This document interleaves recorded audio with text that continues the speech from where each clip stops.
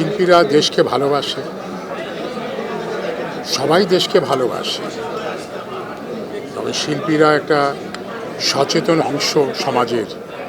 তাদের ভালোবাসাটা যাতে মানুষের কাছে দেশ ভালোবাসা, দেশের ভালোবাসা এটা পৌঁছে যায়, সেটা নিয়ে শিল্পীরা কাজ করে। তা আমরা চাই, সব শিল্পীরাই চায় যে দেশটা যাতে অনেক উন্নত হয়, উন্নততর হয়, মানুষ ভালো থাকে, সুখে থাকে, আনন্দে থাকে।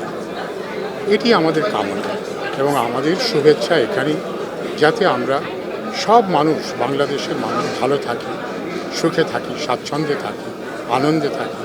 শিল্পীদের এই কামনা, আমারও ব্যক্তিগতভাবে এই কামনা, আমরা সবাই ভালো থাকি। এটা হচ্ছে যে মানুষে মানুষে একটা কমন যোগসূত্র থাকলে, আমাদের দেশের মধ্যে যদি একটি অবস্থা বিরাজ করে যে মানুষকে মানুষের কাছে নিয়ে আসে, তো মানুষকে মানুষের কাছে নিয়ে আসার যে মন্ত্র আছে, যেটা আছে, সেইটা যদি আমরা মানুষকে মানুষের কাছে, দেশের মানুষকে, মানুষ বলতে দেশের মানুষকে মানুষের কাছে নিয়ে আসতে পারি, তাহলে নিশ্চয়ই, এবং সেই নিশ্চয়তা পাওয়া যায়, তাহলে শিল্পীরা সর্বাগ্রে থাকবে, কারণ তারা সচেতন মহল।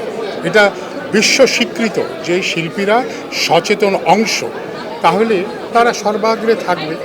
সুতরাং আমাদের এখানেই আমরা খুশি হব, আমরা এক থাকব, আমরা সবাই মিলে সমস্ত দেশের মানুষ এক থাকব, যখন মানুষ বুঝতে পারবে যে না, আমরা অনেকটা নিশ্চিন্ত। সেই নিশ্চিন্তের ব্যাপারে নিশ্চিত হতে হবে আমাদের সমাজে, আমাদের অন্য কিছু দিয়ে না, এটি সমাজের মধ্যেই প্রবাহিত হবে এই উপাদানটি। সবাই বুঝবে, আমরাও বুঝব, তখন আমরা ভাবব যে আমরা অনেক নিশ্চিন্ত, অনেক ভালো আছি, বাংলাদেশ অনেক ভালো আছে, আমরাও ভালো আছি, সমস্ত মানুষ ভালো আছে। এটা তো একটা বিশেষ এজিএম, এরা কি করবে আমরা তো এখনো কিছুই বুঝে উঠতে পারছি না।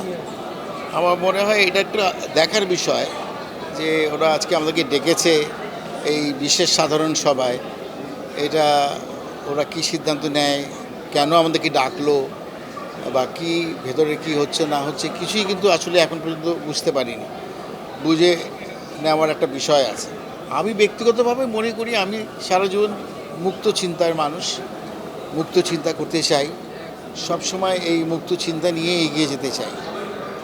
আমরা যারা বদ্ধ চিন্তার মানুষ, তাদের সাথে আমার কোনো রকমের যোগাযোগ নেই। আমি সবাই সাথেই আমি সুসম্পর্ক রাখতে চাই, সবাইকে ভালোবাসতে চাই, ভালোবেসে এই সংগঠনটি, এই অভিনয় শিল্পী সংঘকে নিয়ে আমরা অনেক দূর যেতে চাই। আমাদের তো অনেক সমস্যার কোনো শেষ নেই। আর এ যাবৎকাল এই সমস্যার অনেক সমাধান ওরাও করেছে, সামনেও আরও হওয়া দরকার। এবং যারা এখন আছে বা যারা সামনে থাকবে, তারা এই অভিনয় শিল্পীদের নানা রকমের সমস্যাগুলোকে সমাধান করবে, যেগুলো ওরা করতে পারেনি, বা ওরা যদি থাকে তাহলে ওরা নিজেরাই করবে। কি হবে না হবে আমরা তো এখনই কিছু বুঝতে পারছি না।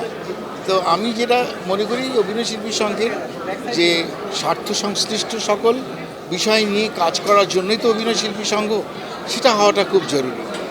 এবং এর সঙ্গে আমি একজন মুক্তিযোদ্ধা হিসাবে মনে করি যে মুক্তিযুদ্ধের চেতনা, এটাকে ধারণ করার দরকার সব প্রজন্মকে। এ থেকে বিচ্যুত হওয়ার কোনো সুযোগ নেই। বর্তমানে যারা দেশের এই বৈষম্য বিরোধী আন্দোলন করে দেশের পট পরিবর্তন করেছে, তাদের প্রতি আমার অভিনন্দন রইল, শুভেচ্ছা রইল। আমি চাই আগামী বাংলাদেশটা আরও অনেক সুন্দর আর অনেক উজ্জ্বল ওদের হাতেই হয়তো হবে।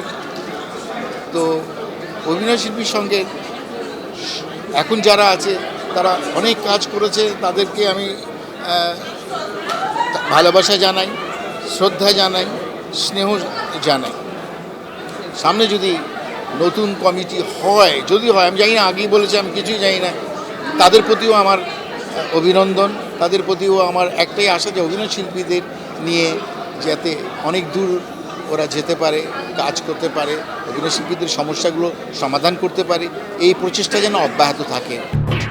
এলো খবরের কাগজ, নিখাদ, নির্ভীক, নিরপেক্ষ।